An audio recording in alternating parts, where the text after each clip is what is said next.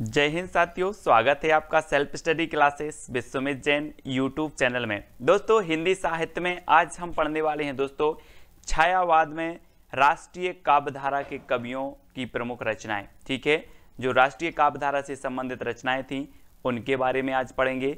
और जिन भी साथियों ने अभी तक वीडियो को लाइक नहीं किया है वो वीडियो को लाइक कर दें और चैनल को सब्सक्राइब नहीं किया है तो सब्सक्राइब कर लें। ठीक है, और दोस्तों आपको व्हाट्सअप नंबर मैंने दिया है 9098609291। ये व्हाट्सअप नंबर से आपको जरूर जुड़ना है, व्हाट्सअप ग्रुप से आपको जरूर जुड़ना है। ठीक है, और साथ ही दोस्तों ज्वाइन बटन पर क्लिक करके आप ज्वाइन मेंबर बन सकते हैं। वहां पर 3 प्लान आपको मिलेंगे, सिल्वर, गोल्ड और डायमंड। तीनों प्लान में से एक प्लान आपको खरीदना होगा, है ना। एक प्लान का आपको पे करना होगा और आप चैनल के ज्वाइन मेंबर बन जाएंगे। ठीक है, तो ज्वाइन मेंबर जरूर बने और वीडियो को लाइक और शेयर अवश्य करें। ठीक है, तो स्टार्ट करेंगे दोस्तों आज का ये वीडियो। और आज का जो आपका पहला प्रश्न है कि कृष्णार्जुन युद्ध 1918 के रचनाकार कौन है। अब 2 सेकंड आपको दिए जाते हैं, 4 विकल्प आपके पास हैं दोस्तों। अब यहां पर एक रचना आई है कृष्णार्जुन युद्ध। अब दोस्तों एक बात कॉमन सेंस लगाना कि कृष्ण और अर्जुन का युद्ध क्यों हुआ होगा, क्यों हुआ होगा? माखन के चक्कर में। काय के चक्कर में? यहां पर देखो कृष्ण और अर्जुन का बोले सर, कृष्ण और अर्जुन का युद्ध हुआ था माखन के चक्कर में। तो कृष्ण अर्जुन युद्ध के रचनाकार कौन होंगे? माखन के चक्कर में हुआ तो माखनलाल चतुर्वेदी। ठीक है, माखन के चक्कर में माखनलाल चतुर्वेदी। इस प्रकार से याद करेंगे, बोले माखन के चक्कर में कृष्ण और अर्जुन का युद्ध हुआ। ठीक है, ये आपकी ट्रिक हो गई। नेक्स्ट है जय हिंद के रचनाकार कौन है दोस्तों? जी हाँ दोस्तों, जय हिंद रचना भी है, 1948 की है। अब आपको बताना इसके रचनाकार कौन है। तो ट्रिक है दोस्तों, सियाराम की शरण में जय हिंद लिखा। किसकी शरण में?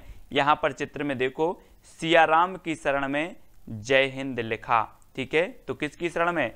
सियाराम शरण गुप्त। ठीक है, ये हो जाएंगे दोस्तों आपको। जय हिंद रचना है इनकी 1948 की रचना है। और आपको पता होगा कि जो सियाराम शरण गुप्त हैं ये मैथिली शरण गुप्त के छोटे भाई थे, अनुज थे। ठीक है, और इनकी रचना है जय हिंद 1948 की। हमने कैसे याद किया कि सियाराम की शरण में जय हिंद लिखा, तो जय हिंद रचना सियाराम शरण की। ठीक है, अगला है कुमकुम 1936 के रचनाकार कौन है। 4 विकल्प हैं दोस्तों, 4 में से चयन करना है।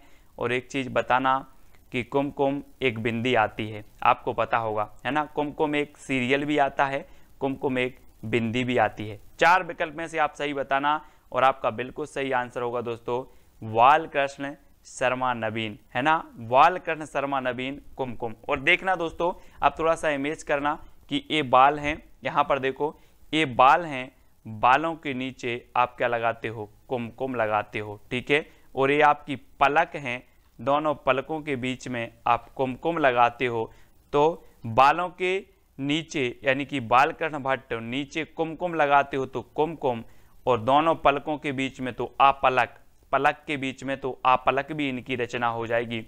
ठीक है, और कौन लगाती है? उर्मिला। कैसे ट्रिक है इसकी? पलक झपकते ही उर्मिला ने बालों के नीचे रश्मि रेखा से कुमकुम लगाई।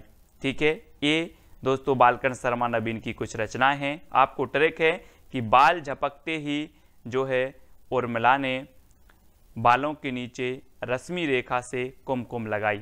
ठीक है, पलक झपकते ही, ये आपकी ट्रिक हो जाएगी दोस्तों, इसको आपको याद रखना है। और इनकी रचनाएं देखो, क्रमबद्ध कुमकुम 1936 की, आपलक 1951, रश्मि रेखा 1951, क्वासी 1952, हम बिस्पाई जन्म के 1955 और उर्मिला 1957। ठीक है, ये बालकृष्ण शर्मा नवीन की रचना है। अब आपको याद रख लेना है, पलक झपकते ही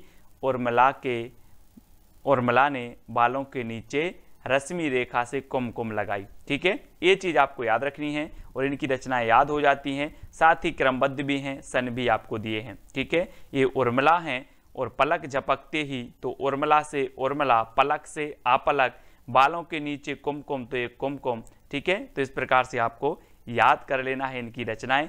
और इसके पहले के बहुत सारे जो वीडियो हैं वो आपको जरूर देखना है दोस्तों, ठीक है। बिखरे मोती और त्रिधारा के रचनाकार कौन है? 4 विकल्प हैं, सुभद्रा कुमारी चौहान, सियाराम शरण गुप्त, बालकृष्ण शर्मा नवीन या फिर रामधारी सिंह दिनकर।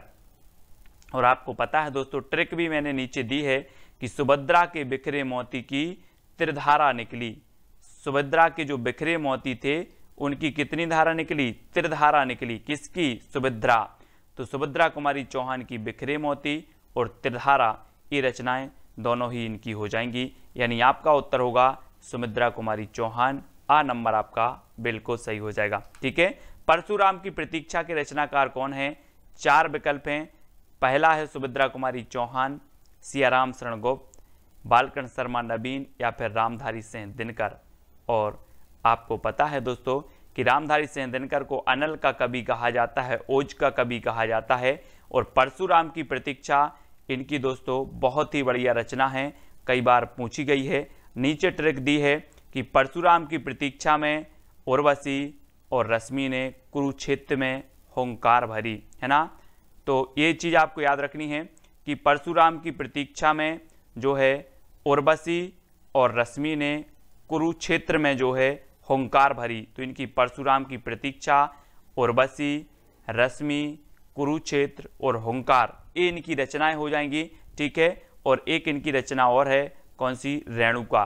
रेणुका भी आपको याद रखनी है, ठीक है। इन्हीं की है, दिनकर जी की। और उर्वशी के लिए दोस्तों इन्हें 1978 में ज्ञानपीठ पुरस्कार भी मिला है, ठीक है। तो याद रखेंगे, क्या याद रखना? परशुराम की प्रतीक्षा में उर्वशी और रश्मि ने कुरुक्षेत्र में हुंकार भरी, ठीक है। ये चीज आपको याद रखनी है। हल्दी घाटी के रचनाकार कौन है? हल्दी घाटी के रचनाकार बताना है दोस्तों, मैथिली शरण गुप्त, श्याम नारायण पांडे, बालकृष्ण शर्मा नवीन या फिर रामधारी सिंह दिनकर। और आपका बिल्कुल सही आंसर क्या हो जाएगा? हल्दी घाटी के जो रचनाकार हैं वो हैं श्याम नारायण पांडे। श्याम नारायण पांडे। अब एक चीज याद रख लेना दोस्तों, एक रचना है श्याम सगाई। श्याम सगाई रचना किसकी है? नंददास की रचना है। और श्याम की सगाई में दोस्तों हल्दी जरूर लगेगी। क्या लगेगी? हल्दी लगेगी। तो हल्दी लगेगी तो हल्दी घाटी के रचनाकार कौन होंगे? श्याम। श्याम की सगाई में हल्दी लगेगी, ठीक है। श्याम की सगाई में क्या लगेगी? हल्दी लगेगी। तो हल्दी घाटी जो रचना है वो किसकी होगी? श्याम नारायण पांडे। श्याम आएगा, ठीक है, श्याम नारायण पांडे। और श्याम सगाई ये नंददास की रचना है, ये चीज भी आपको याद रखनी है ना। अब मैं पूछूंगा हल्दी किसको लगेगी? बोले सर श्याम की सगाई में। तो श्याम सगाई, नंददास और हल्दी घाटी ये श्याम नारायण पांडे, ठीक है। अगला है जीवन संगीत के रचनाकार कौन है? 4 विकल्प हैं दोस्तों। आपको पता है कि जीवन संगीत कब बन जाता है? अगर दोस्तों आप जगन्नाथपुरी चले जाओ तो संगीत जीवन आपका जो है वो संगीत बन जाता है। कहाँ जाना है? जगन्नाथपुरी आपको जाना है तो आपका जीवन संगीत बन जाएगा। और सबसे बड़ी बात है दोस्तों कि यहाँ पर प्रसाद बहुत मिलता है। क्या मिलता है? प्रसाद। तो जीवन संगीत कब बनता है? जब आप जगन्नाथपुरी जाओगे और यहाँ पर प्रसाद मिलता है तो जगन्नाथ प्रसाद मिलिंद, है ना, प्रसाद मिलिंद। जगन्नाथपुरी में प्रसाद मिलिंद तो जीवन संगीत बन जाता है ना। इस प्रकार से अब मैं पूछूंगा जीवन संगीत कब बन जाता है? तो आप बताओगे कि सर जगन्नाथपुरी पहुंच जाएं और वहां पर प्रसाद बहुत मिलता है तो जीवन संगीत बन जाता है, ठीक है। तो जीवन संगीत, जगन्नाथ प्रसाद मिलिंद, ठीक है। अगला है ज्वाला के रचनाकार कौन है? 4 विकल्प हैं दोस्तों, मैथिली शरण गुप्त, श्याम नारायण पांडे, जगन्नाथ प्रसाद मिलिंद या फिर केदारनाथ मिश्र। प्रभात आपको पता होगा कि दोस्तों केदारनाथ में जब बाढ़ आई थी तो सभी लोगों ने वहाँ पर जितने लोगों की मृत्यु हुई थी, जितने लोग बह गए थे, कुछ लोग बेघर हो गए थे, है ना, उनके लिए श्रद्धांजलि के लिए क्या जलाई थी? ज्वाला जलाई थी, ज्वाला, है ना। ये देखो यहाँ पर ज्वाला जलाई थी, कहाँ के लिए? केदारनाथ के लिए। तो ज्वाला के रचनाकार कौन होंगे? केदारनाथ मिश्र। प्रभात, अब यहाँ अग्रवाल नहीं जोड़ना, सिंह नहीं जोड़ना, ये केदारनाथ मिश्र प्रभात हैं जिनकी रचना है ज्वाला, ठीक है। ये चीज आपको याद रखनी है। अगला है साहित्य देवता के रचनाकार कौन है? 4 विकल्प हैं और आपको पता है दोस्तों कि साहित्य देवता को आपको माखन देना पड़ेगा तभी ये सारी रचनाएं याद होंगी, है ना। बोले साहित्य देवता माखन खा लो लेकिन ये रचनाएं याद हो जाएं, है ना। अब सभी लोग माखन खवा देना साहित्य देवता को, तो माखन खवा देना तो माखनलाल चतुर्वेदी, है ना, याद रख लेना। अब साहित्य देवता को प्रसन्न करना है तो माखन खवाना पड़ेगा, माखन, है ना। तो साहित्य देवता के रचनाकार माखन खवाना पड़ेगा तो माखनलाल चतुर्वेदी, 1942 की ये रचना है। अगला है मौर्य विजय के रचनाकार कौन है दोस्तों? 4 विकल्प हैं और आपने रामायण बहुत देखी है। मैथिली शरण गुप्त हैं, श्याम नारायण पांडे हैं, जगन्नाथ प्रसाद मिलिंद हैं, या फिर सियाराम शरण गुप्त हैं। और आपको पता होगा दोस्तों कि जब श्री राम विजय प्राप्त करके आए तो इन्हें मौर्य मुकुट लगाया गया। क्या लगाया गया? मौर्य मुकुट लगा गया। किसे? सियाराम को, श्री राम को, ठीक है। तो सियाराम शरण गुप्त की रचना होगी कौन सी? मौर्य विजय। बोले मौर्य विजय प्राप्त करे आए तो मौर्य मुकुट लगाए। देखो चित्र में मौर्य मुकुट लगाया गया, ये क्या करके आए थे? ये दोस्तों विजय प्राप्त करके आए थे। तो सियाराम शरण गुप्त की रचना होगी कौन सी? मौर्य विजय। इसको अब याद रखेंगे। अगला है कैदी और कोकिला के रचनाकार कौन है? मैथिली शरण गुप्त हैं, श्याम नारायण पांडे, या फिर जगन्नाथ प्रसाद मिलिंद, या माखनलाल चतुर्वेदी। तो आपको पता है दोस्तों कैदी और कोकिला को हमें क्या खिलाना है? माखन खिलाना है। बहुत ही प्रसिद्ध रचना हुई है दोस्तों ये माखनलाल चतुर्वेदी जी की, कैदी और कोकिला, है ना। और कैदी और कोकिला को हमें माखन खवा देना है तो माखनलाल चतुर्वेदी, ठीक है। माखनलाल चतुर्वेदी की रचना है कैदी और कोकिला, ठीक है। अगला है सभा का खेल के रचनाकार कौन है दोस्तों? सभा के खेल। और आपको पता है दोस्तों कि विभिन्न प्रकार की सभा होती है, लेकिन कई कई सभा में लोगों के भद्रा भी उतर जाते हैं। अपन बोलते हैं ना, सभा में आज उसके भद्रा उतर गए। तो सभा का खेल और सभा में भद्रा उतर जाते हैं तो सुभद्रा कुमारी चौहान। सभा का खेल के रचनाकार कौन होंगे? सुभद्रा कुमारी चौहान, है ना। बोले सर सभा में तो भद्रा उतर जाते हैं, तो सुभद्रा, भद्रा से सुभद्रा कुमारी चौहान, ठीक है। डी नंबर आपका बिल्कुल सही हो जाएगा।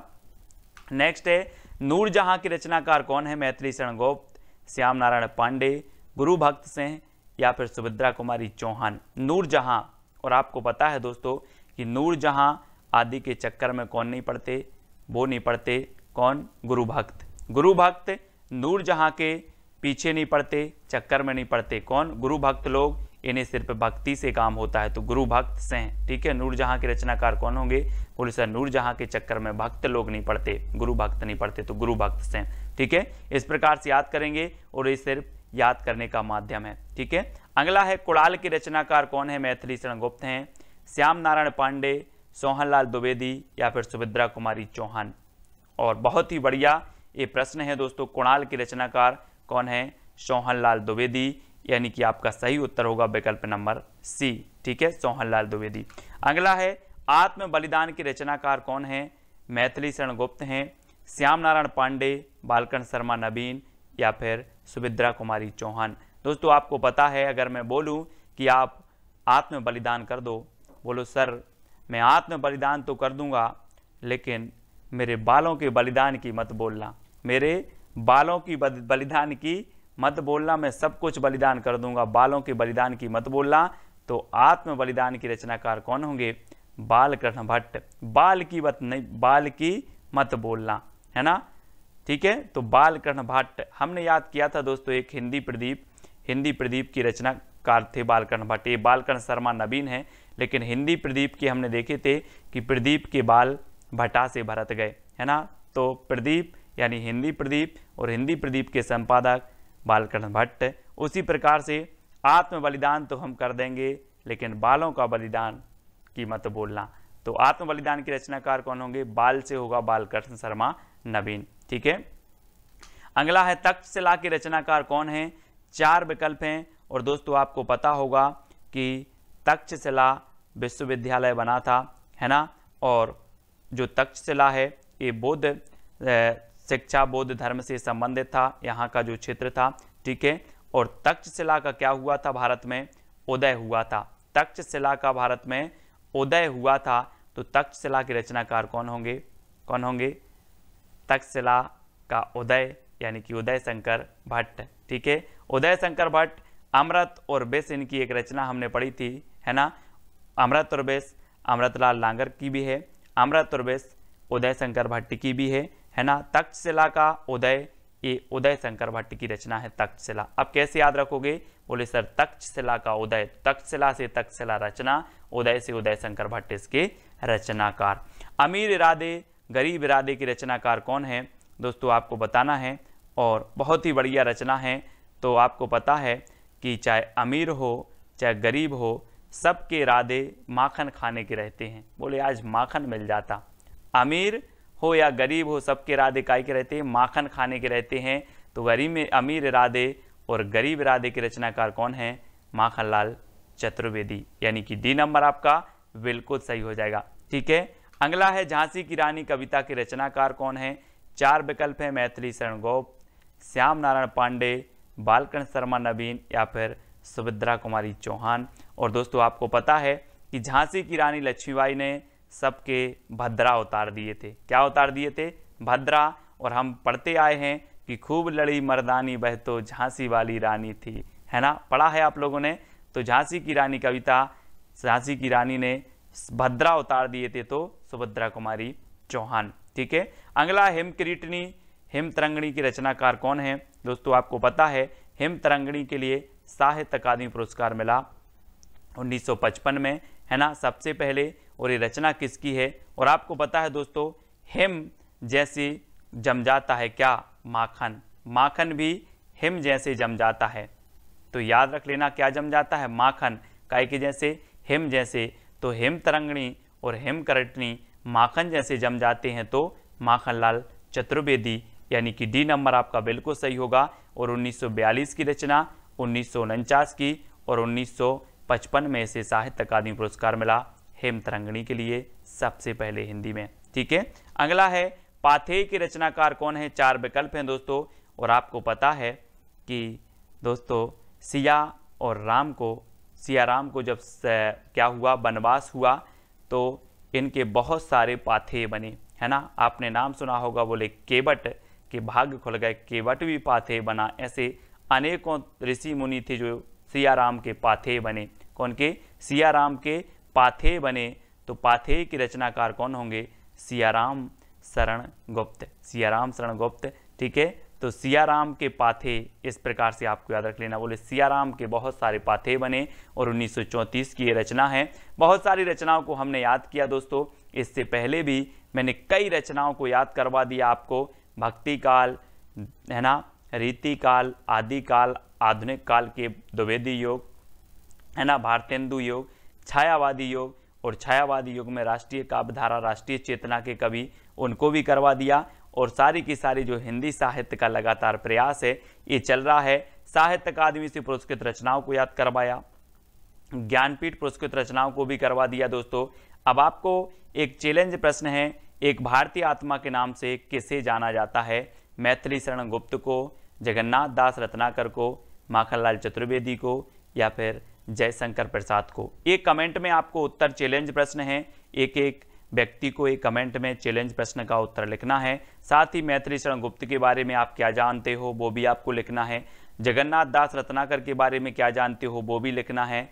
माखनलाल चतुर्वेदी के बारे में क्या जानते हो और जयशंकर प्रसाद के बारे में क्या जानते हो। आप जितना ज़्यादा लिखते हैं उतना ज़्यादा आपको याद हो जाता है। तो लिखा करें और वीडियो को लाइक करना है। और दोस्तों आपको 9098609291 ये नंबर है व्हाट्सअप नंबर, तो आप व्हाट्सअप ग्रुप से जुड़ सकते हो। और साथ ही ज्वाइन मेंबर अगर बनना चाहते हो तो ज्वाइन मेंबर का स्पेशल व्हाट्सअप ग्रुप है ना, जिनके लिए स्टडी मटेरियल और भी बहुत सारी सेवाएं उपलब्ध हैं। तो इनके लिए ज्वाइन मेंबर के लिए दोस्तों सिल्वर प्लान के लिए आपको 59 रुपये पे करना होता है। ज्वाइन चैनल पर जाकर ज्वाइन पर क्लिक करना, तो ज्वाइन में आपको 3 प्लान दिखेंगे।